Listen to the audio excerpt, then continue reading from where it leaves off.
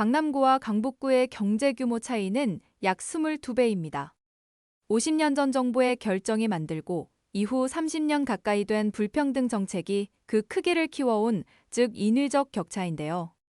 이 격차를 메우려던 강북 횡단선은 2년 전 불평등 구조 속에서 만장일치로 탈락이 결정됐죠. 올해 1월 룰이 바뀌고 재추진이 시작됐지만 세계회관에서 역은 오히려 줄었습니다. 양재노 기자의 보도입니다. 강남구와 강북구 두 지역 총생산 차이는 약 22배로 각각 77조 9천억 원, 3조 4천억 원입니다. 집값도 마찬가지입니다. 강남 지역 아파트는 강북보다 평균 60% 비쌉니다. 같은 서울에서 어떻게 이런 격차가 생겼을까?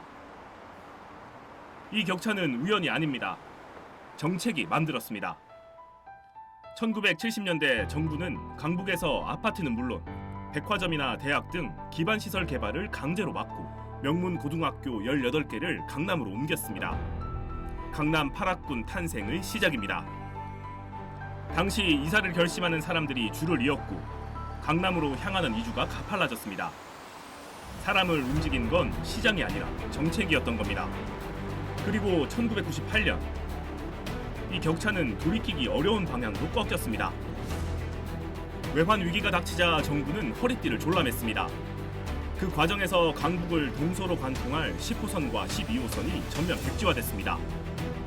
계획이 유지된 건 강남 지역의 9호선. IMF로 국가 경제가 무너진 상황에서도 9호선만 살아남은 겁니다. 제가 처음 고건시장하고 함께 했을 때 서울시 교통정책심의위원회 내 지역을 따져봤어요.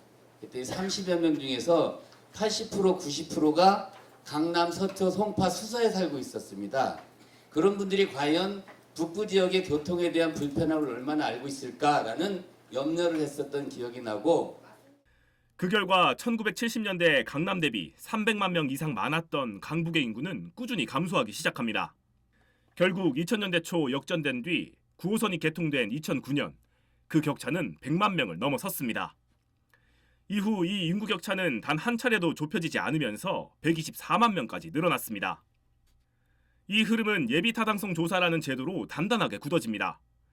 1999년 도입된 예비타당성 조사는 사업으로 수익이 발생할 수 있는가, 즉 돈만 따집니다. 당연히 돈은 이미 개발이 완성된 곳으로 모였고 인프라 투자는 계속 강남으로만 쌓였습니다. 이건 강남과 강북에서 진행됐던 개발 사업의 결과를 보면 선명하게 드러납니다. 강북은 1998년 이후 거의 대부분의 철도 개발 계획이 취소됐습니다. 반면 강남은 지난 3월 위례 신사선까지 막힘이 없었습니다.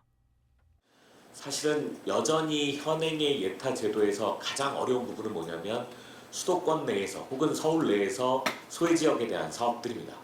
그러니까 균형 발전에 대한 평가 요소를 배제한다는 것은 반대로 얘기하면 경제성이 높아야만 할 수 있다는 얘기인데, 이런 지역들은 경제성을 높이기는 또 한계가 있을 수밖에 없습니다. 철도만이 아닙니다. 강남에서는 GTX-A, 영동대로 복합환승센터, 수서 역세권 개발 등 수조 원대 국가재정 사업이 이어졌습니다. 같은 기간 강북에 국가 예산이 직접 투입된 대형 인프라 사업은 단 한 건도 없습니다. 저와 제 가족은 인서울 통학과 출퇴근을 위해 매일 왕복 2시간 반, 편도 평균 1시간 15분 이상을 길바닥에 버려야 했습니다.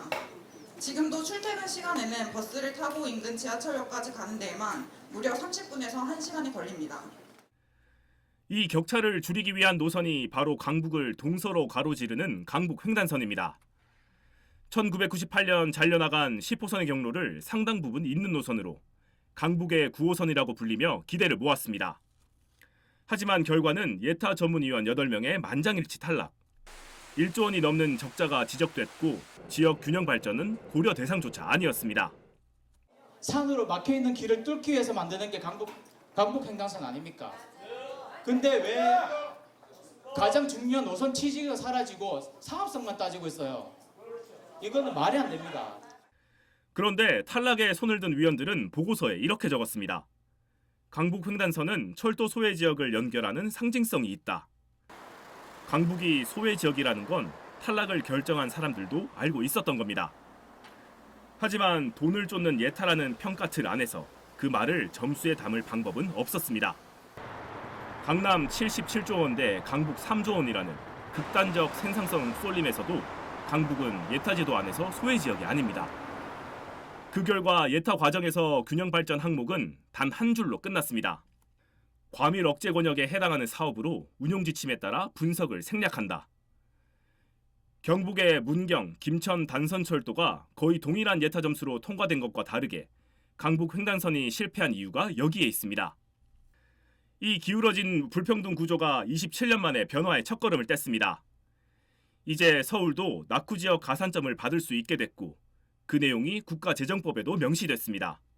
정치효과 항목을 크게 세 가지 형태로 해서 경제적 파급 효과, 사회적 파급 효과, 그다음에 환경적 파급 효과라는 틀에서 이제 제도 개편이 됐고 이제 이러한 부분들은 이제 부처에서 서울시에서 이제 현재 진행 중인 예타가 있다면 그 준비를 해야 될 것 같고.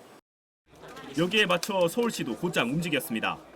지난 6월 10일 강북 횡단선이 포함된 3차 도시철도망 계획이 발표됐습니다. 그런데 새 계획에서 여기 기존 19개에서 17개로 2개 줄었습니다.